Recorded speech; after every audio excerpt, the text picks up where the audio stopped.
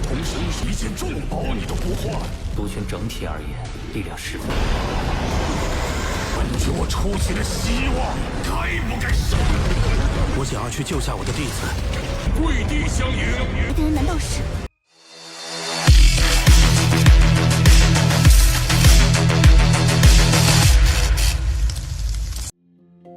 Halo semuanya, selamat datang di Ruang Cinema. Bagaimana kabar kalian semua? Semoga selalu sehat dan baik-baik saja. Pada hari ini kita akan kembali melanjutkan spoiler Penakluk Bintang berdasarkan cerita novelnya. Tanpa berlama-lama lagi, langsung saja kita mulai alur ceritanya. Skywalker duduk di atas tahtanya dengan sikap mengabaikan keberadaan dari Lo Fang. Sementara jejak hiburan tampak melintas di matanya. Suaranya menggema memenuhi seluruh ruangan, menjelaskan bahwa alasan ia memanggil Lo Fang hanyalah untuk memperoleh sensor akun anonim. Keinginannya untuk terhubung dengan dunia luar semakin besar, karena dia itu telah terjebak terlalu lama di es hell. Namun perbedaan ras membuat akses ke jagat maya menjadi mustahil baginya. Lo Fang mengetahui dengan jelas bahwa jiwa dan kesadaran setiap ras berbeda, dan manusia menguasai jagat maya sepenuhnya. Karena itulah ras iblis, serangga, maupun otomat tidak bisa menggunakannya.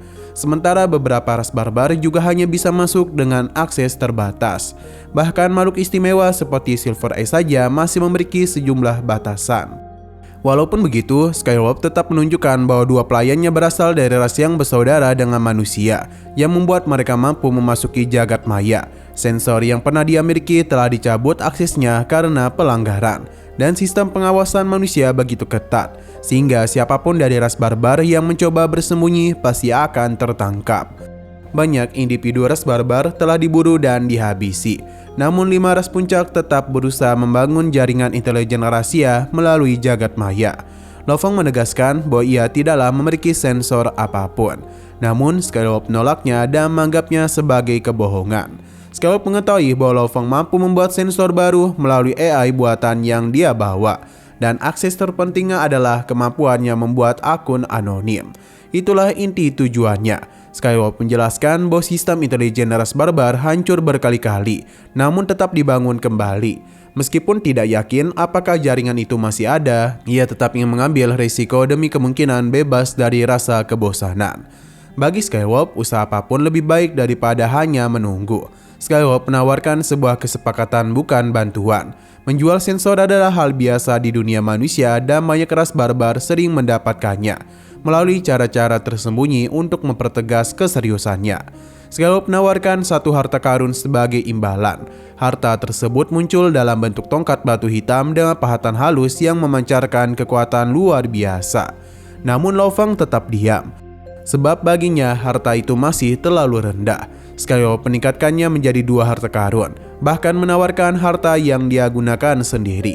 Ia menegaskan bahwa harta semacam itu sangatlah sedikit di tempat ini, dan bahkan kaisar terkuat biasanya hanya memiliki 3. Namun Lo Fang tetap tidak setuju, sebab bagi dirinya nilai itu belum sebanding dengan resikonya. Skywalker pun marah, permusuhan pun menyelimuti istana. Ia melompat dari singgasana dengan agresi luar biasa, tetapi Lo Fang mengingatkannya bahwa dia telah membuat janji di hadapan seluruh SL untuk tidak menghabisinya. Selain itu, menghabisi Lo Fang berarti kehilangan satu-satunya kemungkinan dia memperoleh otoritas akses sehingga sensor manapun tetap tidak berguna. Ketegangan pun meningkat hingga Skywalker akhirnya mundur. Ia menilai bahwa status Lo Fang terlalu tinggi dan tidak mudah diiming-imingi 2 harta biasa. Maka ia mengeluarkan tawaran terakhir, sebuah item yang lebih berharga daripada harta karun. Meski tidak mencapai tingkat tak ternilai, ia mengeluarkan tablet batu heksagonal bergambar binatang mengaum. Ukirannya menimbulkan getaran khusus di hati Lo Fang. Berbeda dari binatang-binatang aneh yang pernah dia lihat. Skywalker menyatakan bahwa tablet itu adalah tanda warisan dewa binatang dari sekolah dewa leluhur yang paling kuat. Suatu warisan luar biasa yang nilainya jauh melampaui harta karun biasa. Meskipun Lo Fang belum tahu apapun tentang sekolah dewa leluhur, ia merasa tertarik karena token tersebut tampak menyimpan sesuatu yang luar biasa. Ketika Lo Fang menyalurkan kekuatan ketuhanannya ke dalam batu heksagonal itu, kesadarannya seakan-akan masuk ke sebuah dunia kuno. Di sana ia melihat gambaran tentang tanah warisan, lokasi warisan Biscot, serta hukum penggabungan yang diwakili oleh token tersebut.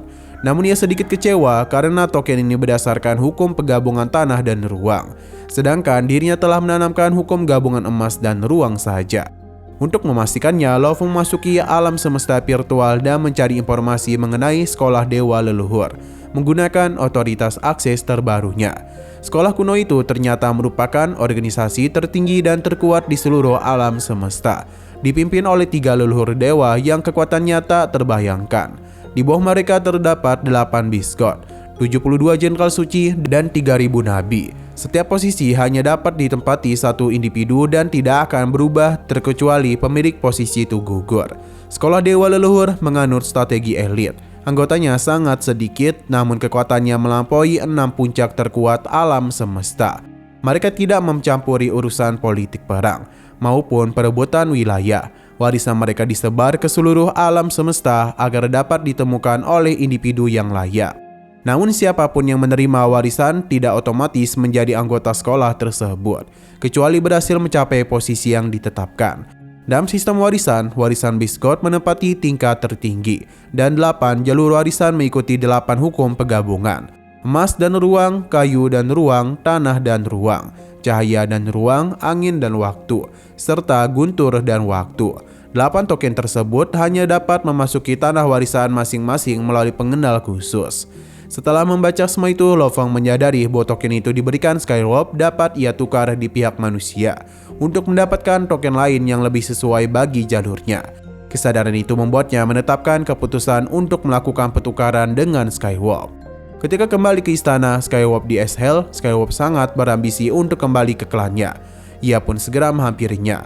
Makhluk itu tahu bahwa dengan harta yang tepat ia bisa meningkatkan kekuatannya dengan pesat dan mungkin menjadi kesatria alam semesta. Karena itu, ia ingin memastikan pertukarannya aman. Ia meminta Lo-Fong memberikan sensor akun anonim terlebih dahulu. Setelah menimbang, Lo-Fong memberikan komputer kuantum yang berisi jaringan virtual pribadi yang sepenuhnya berada dalam kendalinya. Skywarp memerintahkan pelayan wanita bersayap 6 untuk memeriksa akun tersebut. Pelayan itu memasuki alam ini, mengakses permintaan lama, dan mencoba menguji sistem dengan mengirim misi serta mentransfer sejumlah kecil uang. Namun karena jaringan tersebut merupakan jaringan lokal tertutup, tidak ada respon yang berasal dari luar. Setelah menunggu, pelayan itu melaporkan bahwa tidak ada jawaban sama sekali. Skywarp yang merasa dirinya dipermainkan langsung diliputi amarah, meledak dalam amarahnya karena yakin Lo-Fong telah menipunya. Lo-Fong berdiri berhadapan dengan Skywarp yang berukuran sangat besar. Di dalam hatinya, dia merasa bahwa pertemuan ini bukan sekedar negosiasi biasa, melainkan permainan kecedikan antara dua pihak yang sama licik. Lo-Fong menyadari bahwa Skywarp juga tengah mempermainkannya, sama seperti dia yang sengaja bersikap santai dan penuh perhitungan. Ia memahami dengan jelas bahwa Skywarp tidak sekedar ingin menguji keaslian token, melainkan berusaha memanfaatkan kesempatan untuk mengirim pesan kepada ras iblis melalui alam semesta virtual. Skywarp sempat terdiam ketika niatannya terbongkar. Sebagai anggota ras iblis kerajaan dan penguasa neraka selatan, ia memang terkenal kejam, licik, dan pandai menyembunyikan maksud sebenarnya. Selama bertahun-tahun ditahan di neraka es, ia mampu berpura-pura bersikap ramah, tetapi sesekali sifat aslinya tetap muncul. Rencananya sederhana namun berbahaya, yaitu memikat Lo-Fong dan token warisan, lalu menggunakan kesempatan itu untuk menyampaikan pesan tersembunyi kepada ras iblis. Jika pesan itu berhasil diterima, maka token ini tidak lagi perlu diberikan. Namun Lo-Fong bukan manusia biasa. Ia telah lama menyadari bahwa risiko mempercayai janji dari ras musuh. Ia dengan tegas menyatakan bahwa satu-satunya cara untuk membangun kepercayaan adalah dengan menyerahkan token terlebih dahulu sebelum pemindai diberikan. Skywarp menolak keras usulan itu karena takut Lo-Fong akan melarikan diri setelah mendapatkan token tersebut. Akan tetapi Lo-Fong justru menegaskan bahwa sebagai penguasa neraka es, Skywarp seharusnya tidak merasa terancam oleh seorang penguasa sektor. Setelah mempertimbangkan panjang dan tanpa menemukan alternatif lain, Skywarp akhirnya menyerah. Ia menyadari bahwa token tersebut tidak ada gunanya jika ia tetap terkurung selamanya di neraka es. Dan penuh keraguan dan keamarahan, ia melemparkan token itu kepada Lo-Fong. Saat token hexagonal mendarat di tangan Lo-Fong, ia langsung merasakan sifat luar biasa yang terkandung di dalamnya. Dalam hatinya dia yakin bahwa token ini jauh lebih unggul dibandingkan warisan biasa dan dapat ditukar dengan hadiah yang luar biasa di masa depan nanti. Setelah akses diberikan, pelayan wanita Skywarp terhubung ke alam semesta virtual dan Lo Feng melakukan hal yang sama. Ia langsung menuju puncak Pulau Guntur ke dalam istana pemimpin kota Primal Chaos. Suasana di sana dipenuhi energi kekacauan yang menekan. Lo Feng menyampaikan secara rinci bagaimana dia memperoleh token tersebut termasuk pengalamannya di neraka es dan rencana awalnya untuk melatih diri selama 10.000 tahun. Pemimpin kota Primal Chaos mendengarkan dengan seksama. Ia terkejut sekaligus kagum pada keberuntungan dan keberanian muridnya. Ia memahami nilai token Dewa Binatang tersebut yang setara dengan serangkaian harta karun tingkat atas. Setelah mempertimbangkan risiko dan peluang, pemimpin kota Primal Chaos memberikan keputusan penting. Ia menyarankan agar Skywarp tetap diizinkan mengirim pesannya, karena Rasi Iblis tidak akan mudah mempercayai laporan dari Kaisar yang sebelumnya lemah. Keputusan itu membuka jalan bagi Lo Feng untuk segera keluar dari neraka es dan menuju tanah warisan. Pemimpin kota Primal Chaos yakin bahwa membiarkan Lo Feng mengejar kesempatan ini jauh lebih berharga daripada membiarkannya terkurung selama 10.000 tahun. Ia menaruh harapan besar pada muridnya yang sejak awal selalu mampu menghadirkan kejutan dan melampaui batasan yang dianggap mustahil. Sementara di dalam istana Skywarp, suasana dipenuhi ketegangan yang jarang terlihat. Skywarp menatap pelayan wanitanya dengan kecemasan dan harapan yang tercampur. Saat pelayan itu menguji alam semesta virtual, Skywarp telah ditahan di tempat itu selama waktu yang tak terbatas. Dan hasil pengujian itu akan menentukan apakah dia bisa keluar atau tetap terkurung. Sifat aslinya yang buas muncul sesaat memperhatikan kegelisahan yang selama ini tersembunyi. Waktu berlalu terasa seperti berabad-abad hingga akhirnya pelayan itu membuka mata dan menyatakan bahwa seseorang telah merespon. Kabar itu membuat Skywarp bergemetar gembira.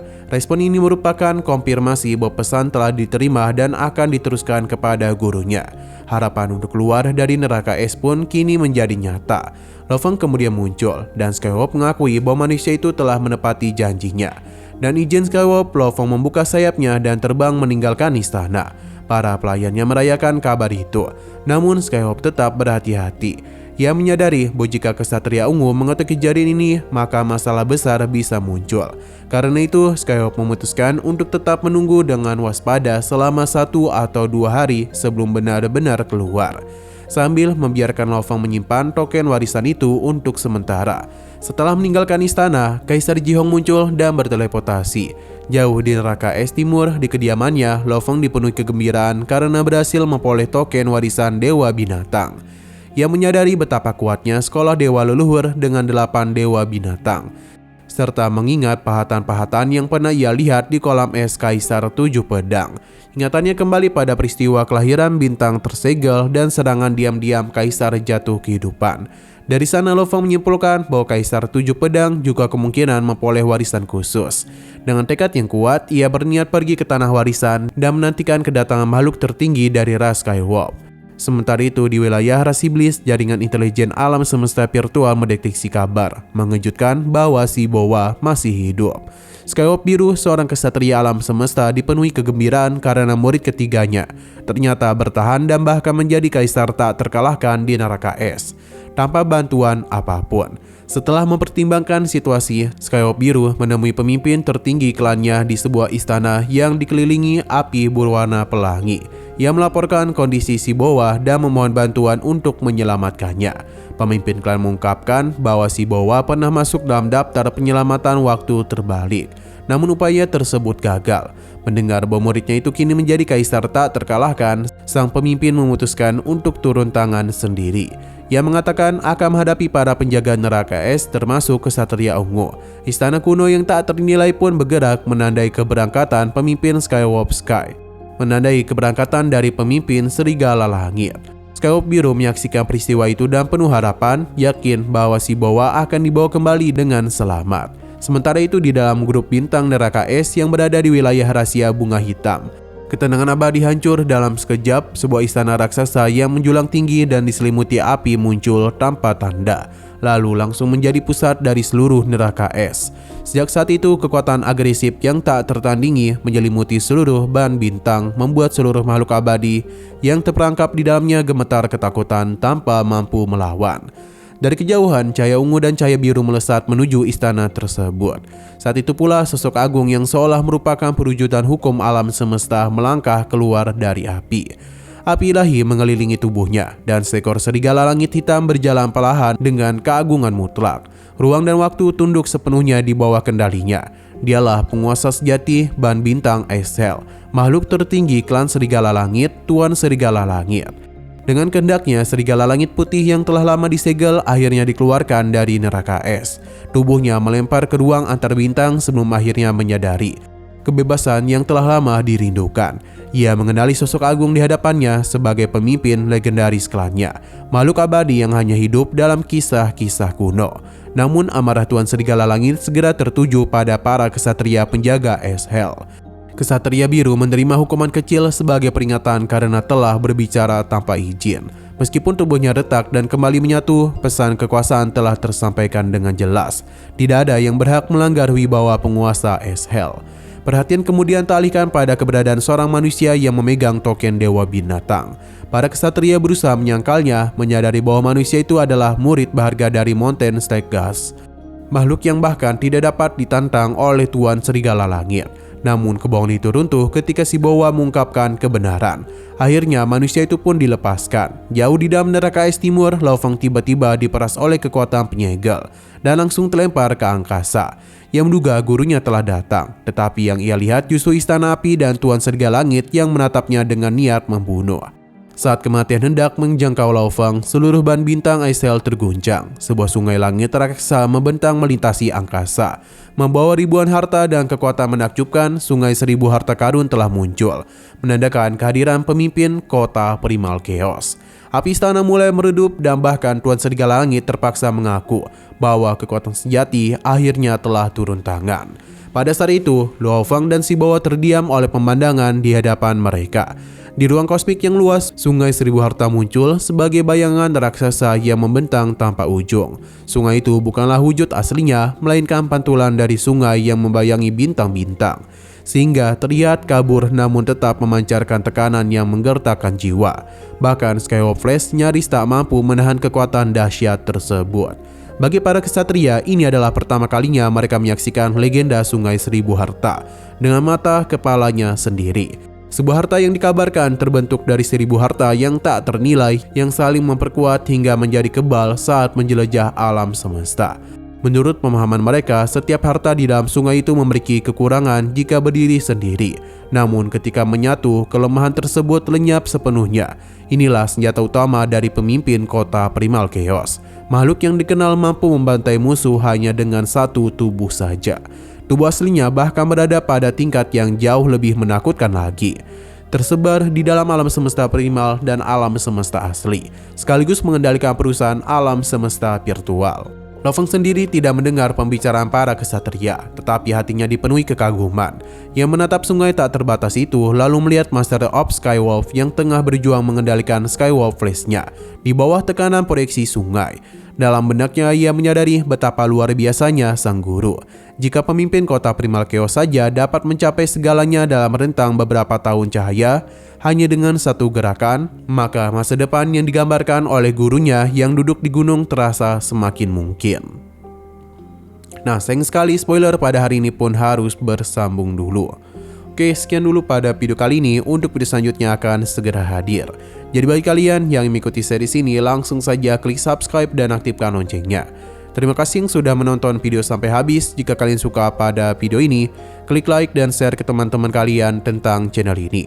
Dan ditunggu aja kelanjutannya. Oke, sampai jumpa di video selanjutnya.